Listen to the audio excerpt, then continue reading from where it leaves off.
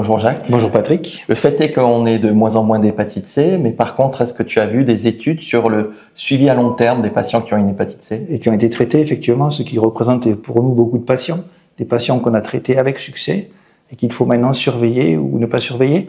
C'est une étude japonaise donc qui a suivi sur le long terme des patients qui avaient été traités avec succès du virus C par antiviraux directs. Une étude donc multicentrique et rétrospective, dont le but était d'étudier sur le long terme la morbidité hépatique et la mortalité après donc SVR obtenu par AVD. 3122 patients sans cirrhose décompensée traités par AVD, dont 2691 sans CHC et 313 ayant un diagnostic ayant été traités pour un CHC. Ces patients ont été suivis jusqu'à 9 ans avec une médiane d'année de groupe d'environ 6 ans. Alors les résultats de cette étude. Les patients sans CHC ont une incidence cumulée de survenue de novo de CHC qui augmente avec le temps, 4% à 3 ans, 5,6% à 5 ans, 7% à 8 ans. Pour les patients qui avaient déjà été traités pour un CHC, le taux de récidive atteint un plateau après 3 à 5 ans de surveillance, puisqu'à 50%, à 3 ans, on a 50% de récidive, à 5 ans, 59%, et à 8 ans, 62%. Donc un étalement, une courbe en plateau à partir de 3-5 ans.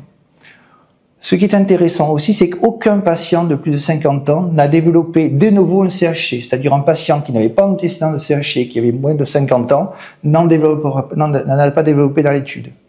Alors que chez les patients cirrhotiques de plus de 50 ans, l'incidence de CHC restait élevée, 11% à 3 ans, 15,6% à 5 ans, 18,9% à 8 ans. Et que même chez les patients qui ont plus de 50 ans et qui n'ont pas de cirrhose, l'incidence de CHC augmente avec l'âge, même sans cirrhose au-delà de 50 ans.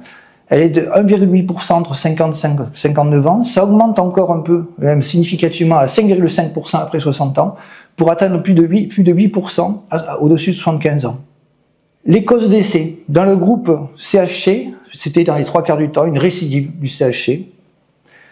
Et dans le groupe sans CHC, c'était presque de façon opposée à 72% des causes extra-hépatiques, par cancer extra-hépatique ou par maladie cardiovasculaire.